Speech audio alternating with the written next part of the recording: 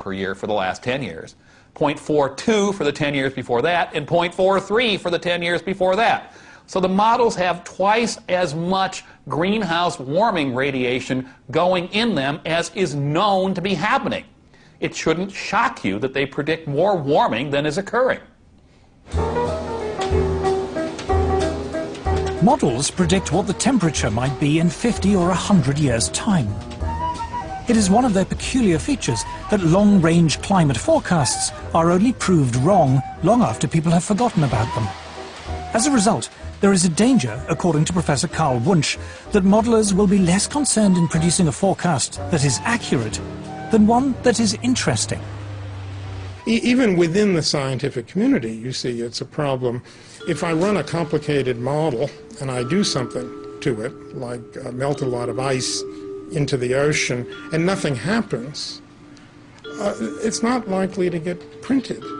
But if I run the same model and I adjust it in such a way that something dramatic happens to the ocean circulation, like the heat transport turns off, it will be published. People will say this is very exciting. It will even get picked up by the media. So there is a bias, there's a very powerful bias within the media and within the science community itself toward results which are dramatizable. The Earth freezes over.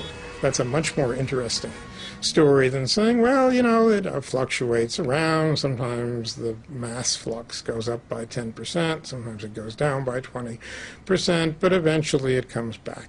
Well, you know, which would you do a story on? I mean, that's what it's about. To the untrained eye, computer models look impressive, and they give often wild speculation about the climate the appearance of rigorous science. They also provide an endless source of spectacular stories for the media. The thing that has amazed me as a lifelong journalist is how the most elementary principles of journalism seem to have been abandoned on this subject. In fact, the theory of man-made global warming has spawned an entirely new branch of journalism. You've got a whole new generation of reporters, environmental journalists. Now, if you're an environmental journalist, and if the global warming story goes in the trash can, so does your job. It really is that crude. And the reporting has to get more and more hysterical because there are still, fortunately, a few hardened news editors around who will say, you know, this is what you were saying 5 years ago. Ah, but now it's much, much worse. You know, there's going to be 10 feet of sea level rise by next Tuesday or something. They have to keep on getting shriller and shriller and shriller. It is now common in the media to lay the blame for every storm or hurricane on global warming. But is there any scientific basis for this? This is purely propaganda. Every textbook in meteorology is telling you the main source of weather disturbances is the temperature difference between the tropics and the pole. And we're told, in a warmer world, this difference will get less.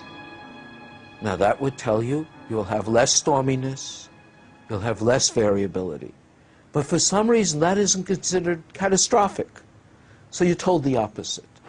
News reports frequently argue that even a mild increase in global temperature could lead to a catastrophic melting of the polar ice caps. But what does Earth's climate history tell us? We happen to have temperature records of Greenland that go back thousands of years. Greenland has been much warmer. Just 1,000 years ago, Greenland was warmer than it is today, yet it didn't have a dramatic melting event. Even if we talk about something like permafrost, a great deal of the permafrost, that icy layer under the forests of Russia, for example, 7,000 or 8,000 years ago melted far more than we're having any evidence about it melting now. So in other words, this is a historical pattern again, but the world didn't come to a crunching halt because of it.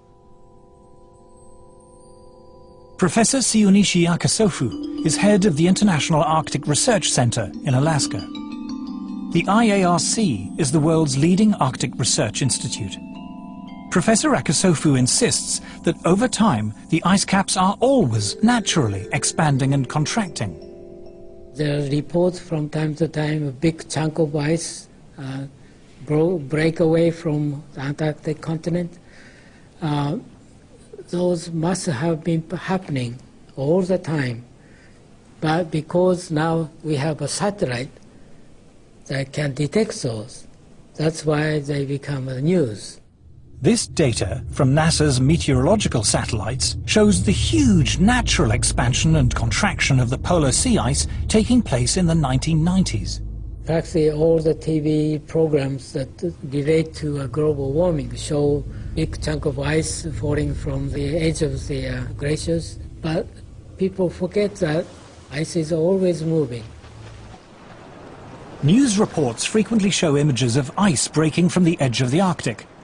What they don't say is that this is as ordinary an event in the Arctic as falling leaves on an English autumn day.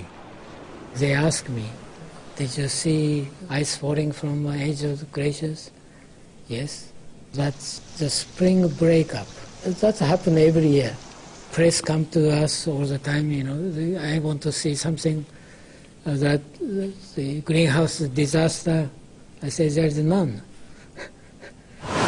Alarming television programs raise the fearful prospect of vast tidal waves flooding Britain. But what causes the sea level to change, and how fast does it happen? Sea level changes over the world in general are governed fundamentally by two factors. What we would call local factors, the relationship of the sea to the land, which often, by the way, is to do with the land rising or falling than anything to do with the sea. But if you're talking about what we call eustatic changes of sea, worldwide changes of sea, that's through the thermal expansion of the oceans, nothing to do with melting ice. And that's an enormously slow and long process. People say, oh, I see the ocean doing this last year. That means that something changed in the atmosphere last year. And this is not necessarily true at all. In fact, it's actually quite unlikely, because it can take hundreds to thousands of years for the deep ocean to respond to forces and changes that are taking place at the surface. It is also suggested that even a mild rise in temperature will lead to the spread northward of deadly insect-borne tropical diseases like malaria. But is this true? Professor Paul Reiter of the Pasteur Institute in Paris is recognized as one of the world's leading experts on malaria and other insect-borne diseases. He is a member of the World Health Organization Expert Advisory Committee, was chairman of the American Committee of Medical Entomology of the American Society for Tropical Medicine, and lead author on the health section of the US National Assessment of the Potential Consequences of Climate Variability. As Professor Reiter is eager to point out, mosquitoes thrive in very cold temperatures. Mosquitoes are not specifically tropical. Most people will realize that in temperate regions there are mosquitoes. In fact, mosquitoes are extremely abundant in the Arctic. The most devastating epidemic of malaria was in the Soviet Union in the 1920s. There were something like 13 million cases a year and something like 600,000 deaths. A tremendous catastrophe that reached up to the Arctic Circle. Archangel had 30,000 cases and about 10,000 deaths. So it's not a tropical disease. Yet these people in the global warming fraternity invent the idea that malaria will move northwards. Climate scare stories cannot be blamed solely on sloppy or biased journalism. According to Professor Reiter, hysterical alarms have been encouraged by the reports of the United Nations Intergovernmental Panel on Climate Change, or IPCC. On the spread of malaria, the IPCC warns us that mosquito species that transmit malaria do not usually survive where the mean winter temperature drops below 16 to 18 degrees Celsius. According to Professor Reiter, this is clearly untrue. I was horrified to read the second and the third assessment reports, because there was so much misinformation without any kind of recourse, or virtually without mention of the scientific literature, the truly scientific literature, the literature by specialists in those fields. In a letter to the Wall Street Journal, Professor Frederick Seitz, former president of America's National Academy of Sciences, revealed that IPCC officials had censored the comments of scientists. He said that this report is not the version that was approved by the contributors.